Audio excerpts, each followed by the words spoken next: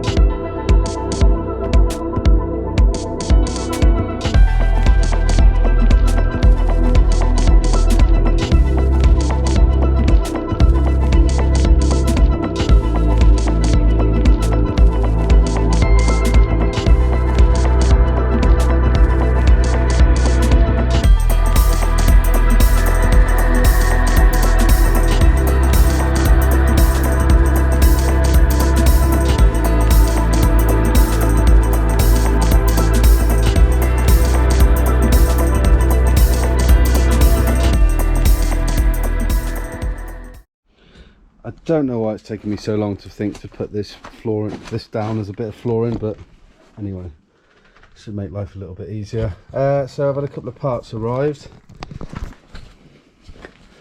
First off is this 90 degree bend reducer, which will come off the end here, end of the supercharger, so that should slide on there, and then hopefully once the pipes here are out of the way, let's try and get a trough, it's going to sit something like that. So this will be like that. So intercooler, sorry, supercharger into the intercooler, but I just need to cut these lengths in order to make it fit. So it's going to sit probably something like that. So let's just get this measured in here. In fact, no, let's get this first one on. Just while we're here, in fact, these two pipes, that go to the radiator, they're quite close to the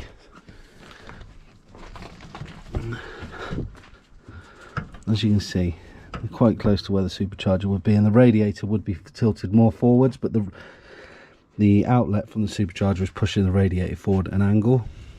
So it means this pipe, which would usually go onto here, is too short. So I've cut a small section there and I've extended it a bit, which means it should give me the clearance at the bottom. So I've bought this plastic length, so I'm going to put that into here and into that one to join these two up and put a clip down.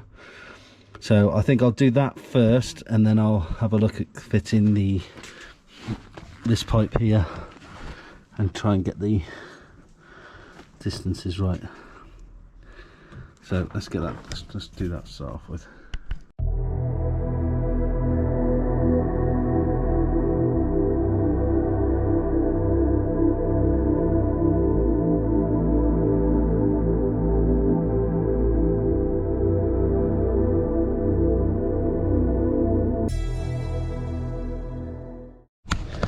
Right, that's the extension section done. Nice and tight, which, as I said, it's giving me that much more distance due to the radiator. It's mounted in the top bits in the usual spots, don't know if you can see, but at the bottom it should be resting on the radiator support in that hole down there, but it's not. It's actually further forward than that. As you can see here, it's not quite in the hole as it should be, and that's all down to the fact that the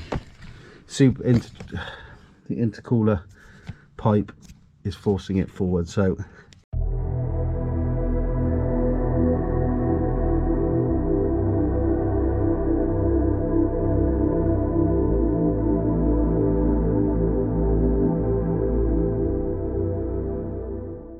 okay, that's pretty much there. I'm just waiting on the aluminium section, like this bit. It's a 4-inch, just after a 2-inch one, which should just be short enough to go in between the two, just in there. And then once it's clamped down, there's a little bit of give, but I'm quite happy with how that's turned out, to be honest.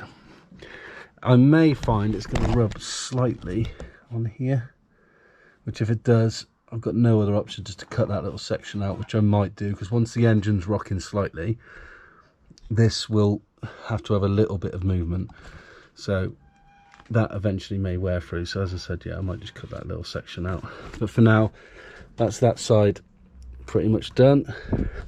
So moving on to the other side, it took me a while to figure out all the different lengths and everything that I needed. However, hopefully this will go in here.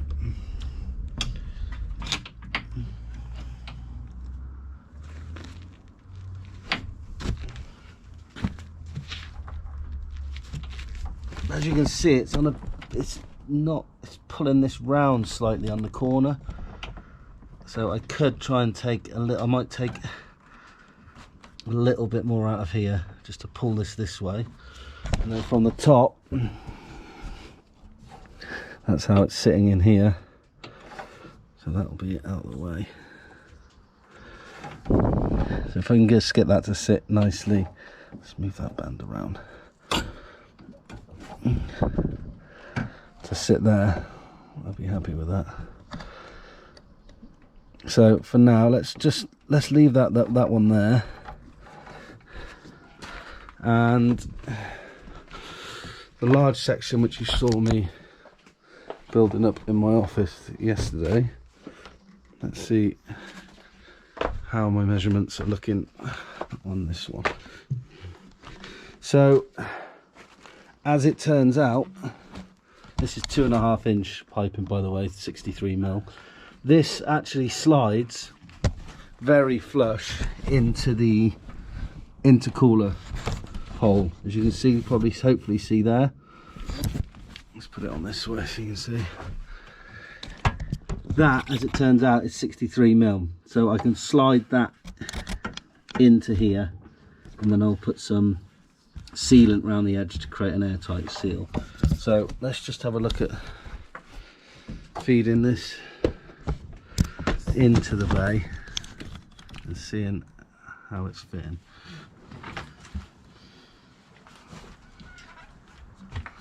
I may have to take it apart in order to feed it in, but we'll try.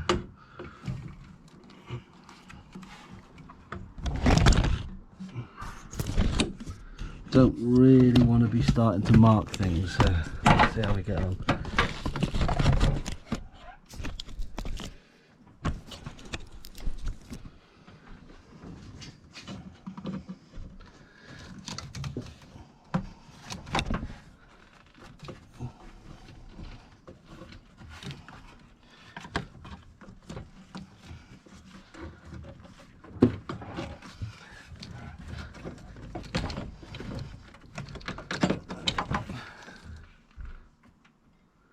That is going.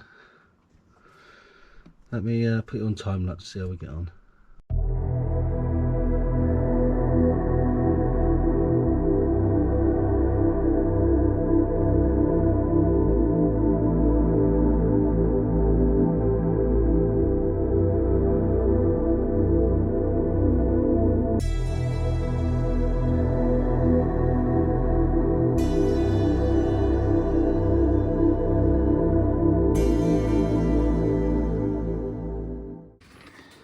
So I was a bit worried about no cold air intake, so I bought this. It's about 25 quid off eBay, and I've just cut a hole here because the air filter is obviously going to sit in this location.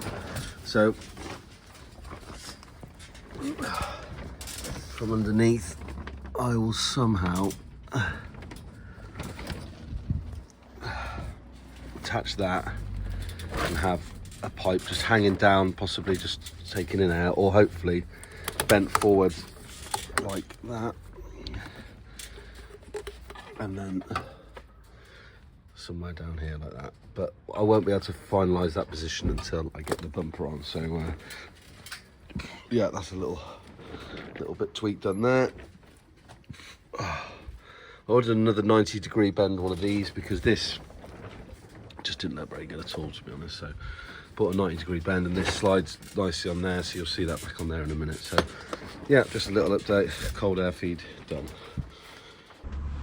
You'll see that the body's on it now, and a lot of other bits have started coming together. So to try and whiz through it as quickly as possible, I finally decided to go for an aftermarket intercooler, because the stock Ford ST1 wasn't very good at all, to be honest.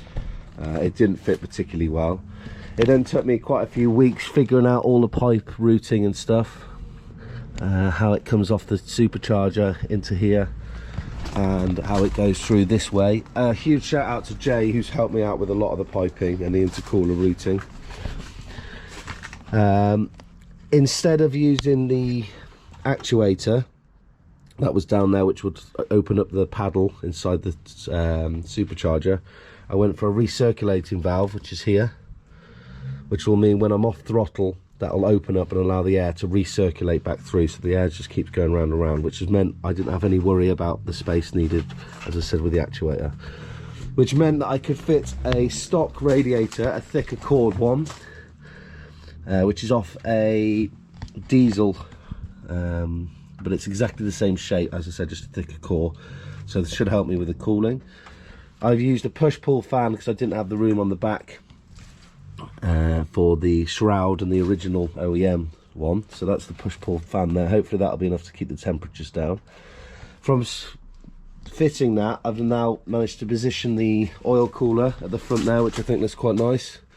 As I've mentioned previously, this is all marked up a bit, so I'll sand this back and get this repainted, this section here.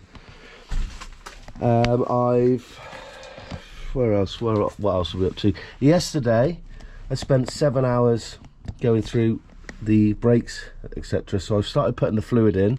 I use this kit over here, which creates a vacuum and pulls the clutch fluid and brake fluid around the system. So I bled the clutch, that didn't go without any issues, that was fine. I then started to bleed the rear brakes. This back driver's one bled okay, no worries at all. The back left won't seem to pull any through. Then I came to do the front started dripping, but I managed to tighten up the bridge pipe and the bleed nipples, and that stopped leaking. However, this end, for those who have been following the channel for some time, will know that I used a helicoil and tried to helicoil and repair it with the bridge line. However, when I've pulled fluid through, it's leaking out of both sides of the bridge pipe. So I'm currently contacting someone with regard to what's the best option with that. Instead of using a helicoil, it's a style of a helicoil, but it replaces the whole slot. So I'll show more information on that at some point. While I'm down here, I installed a cold air feed. This was about £30 off eBay. Because I wanted the filter up here, not down at the bottom where it could get water if you're driving along. So in here you can see I've drilled a slot down there where it just sits in, and it'll push cool air directly into the filter. The filter's actually fitted quite nicely here now. I'm really happy with the position of that, and the oil catch can. I've purchased, sorry, I'm skitting through a lot of stuff here. I mean, it's been so long since I've done an update. I've done absolutely loads of bits and bobs. So I finally purchased a ECU, an emerald one, and a shout out to Jay again. He sent me his tuning file for his, he's got a Fiesta, which is pretty much the same setup as mine. So he sent me his tune, which hopefully means I can start mine and at least get it running before I get it to a rolling road or a live road map to get it up and running. Using this, I've also sent back the plug and play harness which I need, which means it could just plugs directly into the standard wiring loom in the Puma. That is currently been sent away because I needed the map sensor fitting to it and a airflow gauge into it, so it'll be working on the map. So another thing I did yesterday, this job did actually go quite successfully for a change, is I've installed the gauge here in the position of the, it is fixing, I just need to push it in properly, but it's pretty firm, and I've run all the wiring down to where the ECU is, so that will be in there, and then eventually I'll have a pod with the other 3 gauges on here. I don't know if even I've seen I've done an update since this, but I managed to get some Ford Racing Puma door cards, which matches the blue of the dash, which I've gone for. Thanks to Alan for that, and Sean. The blue matches pretty well with the cage colour, which I'm really happy with, and relatively close to the seats, and of course it will match the steering wheel. I'm finding that deep dish may be too deep dish. I may go back to flat one, but we'll see once the car's up and running. So at some point I'll start putting all of this in, but there's no point putting the door cards on until the doors are painted, because obviously they all need to be painted white. This down here is where the ECU is, the stock one. So I'm going to slide out the stock one later and fit the new one in. I have actually cranked the engine. I put all the fluids in, topped up the gearbox, .4, coolant and oil. I had to put an extra, maybe a litre extra of oil to take into account the oil cooler and the lines. And what I did once I got the oil in, is I cranked the engine over just to push oil round. The other thing that I need to mention as well, after speaking with Jay, for those of you who remember back in the earlier videos, I installed a compression plate on the engine, and after speaking with Jay and somebody else who supercharged their car, you don't need the compression plate in there. So I'll insert the other video here. So this is something I should have done a long time ago. Got the table out here to put my tools on and the parts. Today is a day I've kind of been dreading. I've got to take the head off and remove the compression plate, which means taking just about everything off. So at the moment, so far I've undone the exhaust manifold, the power steering bracket, in order to move this cover. Once this cover's off, I can hold the cams with a 21mm spanner, loosen off the ends, and then slowly look to remove the cams. Unfortunately, with the Puma engine, you can't get to the head bolts, so I can't leave with the cams in, so I can't leave the cams in situ. So I'm going to have to take all of this off in order to move the head bolts, to lift the head off, take the compression plate off, and I've got a brand new head gasket to go on, refit that, and then tighten it all down in sequence again. So that's what you're going to see me doing today. It's going to be a bit of a long and slow and frustrating process in undoing pretty much everything I've done, but once the compression plate's off, we should be getting quite close to the first start. But anyway, I'll put you on time lapse. Let's see how we get on.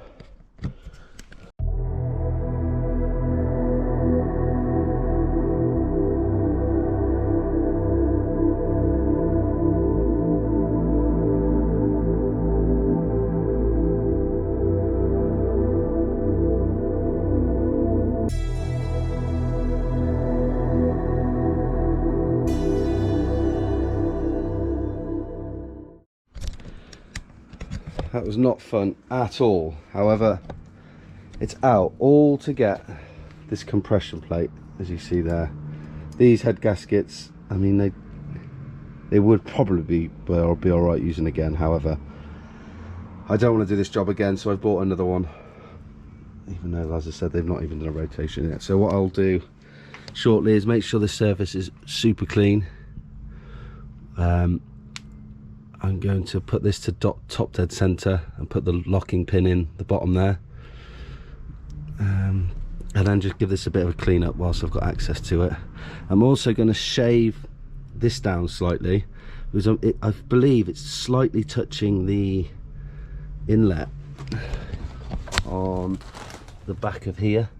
There's some light scratches on that, so I'm just gonna, as I said, just use a chisel, just take this down just a couple of mil, just to make sure it's not actually butting up, because if it is butting up against that, it's not going to create the seal between the gasket, the inlet gasket, and I don't want any air escaping, because that'll mean less boost. So as I said, I'm just going to have a little tidy up around here and then look to put it all back together again. As you can see, I've been spending quite a lot of money getting bits together. It's a shame I haven't been filming, but as I said, once I'd lost that footage, I got really annoyed. I was getting to the point where I wasn't enjoying working on the car particularly that much. I was just going through the motions with it. So let's see what else I've here. So this adapter here screws into the inlet. Make it back way through here.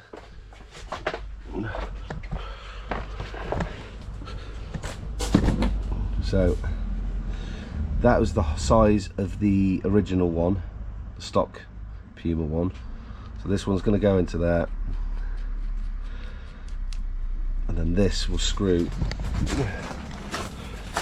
into the back here, and it'll go in there. I'm just waiting for a M18 1.5 tap in order to make that work, and then once that plugs in, I'm pretty confident that's absolutely everything. Oh, and the wiring loom that comes back has got the map sensor on, so I'll plug all that in. So I'll be able to go through that in a bit more detail at some point. But yeah, that's another section that will stop me from cranking the car over. So I've also, what else have I done? I fitted the fuel tank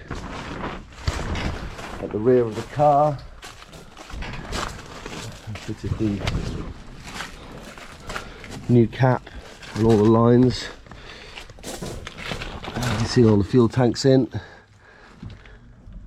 Still looking rather good at the back here. I'm going to try and re-bleed that caliper again in a bit because it hasn't worked very well. There's already surface rust appearing on that rear beam there, so I'm going to give it a wipe down and put some rust off on it, and then perhaps paint over with a bit of black paint, because it's always going to start deteriorating really quickly. The exhaust, again, I've got some photos which I'll try and remember to upload, but for those that will remember, this exhaust didn't have a tip on it. Someone had cut it off, so I took it to a local place and got them to re-weld the tip back on, which is a stock Ford Racing Puma tip on the aftermarket, on the Miltech aftermarket exhaust. I also spent a good couple of hours polishing that up to make it look like brand new. I also fitted the downpipe, the exhaust manifold, the cat, and then the center section as well, all in heat wrap. So the whole underside of the car, other than bleeding the brakes, is complete. What are the little bits I've been doing? The parts cart, I've taken pretty much everything I need off this. One part I still need off this is the rear glass. However, I'm finding it really difficult to push it out because there's just so much glue. So I'm going to borrow an angle grinder and carefully cut out round the window, and then cut the glass out from inside there, because I need these both sides for my build, because you can't get these from Ford anymore. I removed the rear arch liners. I may make use of them on mine. What else have I taken off this car? As you can see, it's a pretty much junk pile. Oh, and the rear fuel cap, excuse me on that, I didn't want to damage the black surround, so what I ended up doing was butchering this and cutting this out, which meant I could push the black surround from the back without damaging it. So that's come out in a good condition, and that's pretty much it for the parts cart. As soon as I get those rear quarter panel glass taken out, that's going to be collected by a scrap man. Or actually, there's a lad called Callum. Shout out to Callum as well, who's been helping me with a few bits. I think he wants to use it in banger racing, so he's going to take that away for me. So things holding me up from starting the car at the moment: the plug and play ECU loom, which was supposed to be here yesterday but didn't arrive. That should be here this week. I'll plug that in and hopefully start the car. Then I would have been able to drive it off the drive and just make sure everything's running all right for air leaks, etc. However, now that the caliper is leaking, obviously that's going to hold me back, so I need to get that sorted as quickly as possible. I can't find any leaks at the moment from the cooling system, the power steering system, and obviously the oil, but that all seems okay at the moment. But obviously when I start the car and it starts going through heat cycles, we may find there's some issues there. Other things to do: I've got my other Sparco seat in the house, which I need to fit at some point. Just trying to think what else to update. Oh, the reg plates. I've purchased some reg plates. I had hoped that it would look like D7 WRC for World Rally Championship. Hasn't worked that well even using this. It might look better once it's on the road, but I may change my mind on it. It did end up costing me quite a bit, but obviously the WRC, a D7 part matches my other car and the transporter. So yeah, I've spent quite a lot of money recently. I've been doing quite a lot of work out here. It's, of course, the winter's coming now. I want to get the car up and running. The idea is to get it to paint as soon as it's up and running, really, and I want to try and do a little bit of prep work to save me some money at the body shop. So what you're going to see me do this morning, whilst I can't do anything whilst I'm waiting on these other parts, is The front bumper still, you can see I've started trimming it. Well, I need to use a Dremel and just tidy up the edges and just take a bit more of that off. There's other bits like here, I'm gonna sand that back and then just put a bit of white paint on it. Same here, because obviously any bare metal eventually will rust, so I don't want any rust coming through. Once I've cut the bumper to make sure that the angle's okay and it's gonna fit nicely, I'll try and figure out in what position I'm gonna and where I'm gonna put this. I'm not gonna put a hole or anything in it. I'm just gonna have to angle it down so it catches some air from underneath. So I'll make a proper fixing for that. But yeah, that's probably been about 10 minutes of me chatting now, trying to get you back up to speed. Hopefully the map that Jay has given me should allow the car to run pretty well, because as I said, his is very similar setup to mine. But hopefully, because it's a base map, we'll be able to fine tune it and make it work for mine without possibly not going to a rolling road. So yeah, been very busy, just not recording. I'll try and now continue to start recording to see what's going on, but quite a lot of the stuff I've been doing is obviously, it's not very visual, like big changes that have been going on. So I'll stop chatting for now. I'm going to carry on sorting out that bumper, get it mounted so that when the engine starts, hopefully the car will look like a complete car and it's pretty much ready to go to the body shop. So yeah, that's enough for the moment, and I'll speak to you soon. Off she goes, the parts car. I'll let Connor take it away. He offered me some money for it, but I just said to him if he doesn't want to use it as a car for banger racing, just scrap it in and get the money for it. So I'm just going to follow him down to his now. One job done. That means hopefully if I can sort out the caliper, which is obviously leaking and playing up, and I get the wiring loom in this week, hopefully I'll be able to start it and then at least drive the project car off the driveway and just get it out in the daylight and have a look at it instead of being under the cover all the time.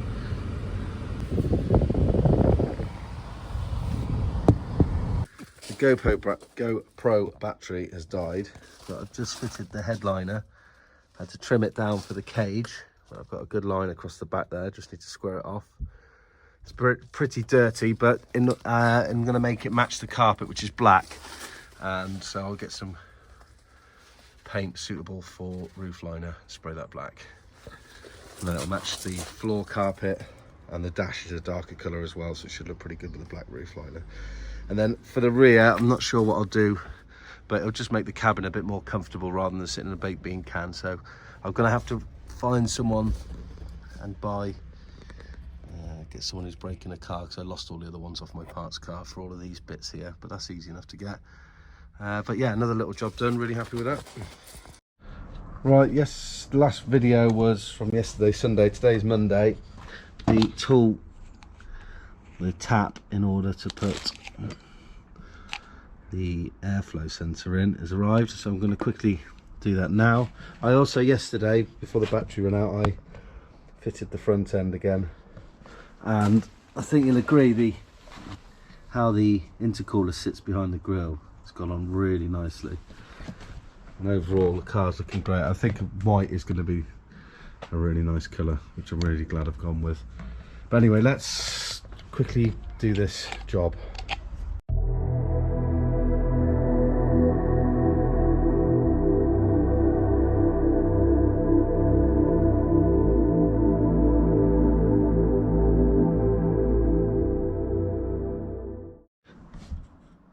Okay, that went all right, no issues with that. That's on there. This is, as I mentioned hopefully in the earlier video, you have to change the water temp sensor and the airflow sensor, which also means you have to use a different plug. So these plugs I took off the parts car, which are the same ones as it turns out as the injectors, so I just had to cut the wires here and splice on these plugs, which mean that they can plug directly onto the new sensors. One other thing I've ordered is the fuel gauge that sits in here. I originally cut down one of the brass pieces on here, but I cut it down too short, so I've ordered a full length one, and that will link into the lower fuel pipe which comes out of here, and I've swung it around underneath the inlet and it will sit straight, so therefore the gauge sits nice and horizontal and straight here, so hopefully all that will be okay. Yesterday the other thing I did was I took out the, I'll show you on this Puma, I took out the roof lining, which is the same as in the Ford Racing Puma, but however the one in the parts car is really filthy. So I don't know if I mentioned it in another video, I think I might have actually. I've got some black spray paint which I've picked up tonight, so I'm going to take that out in a second and spray this black to see what it looks like.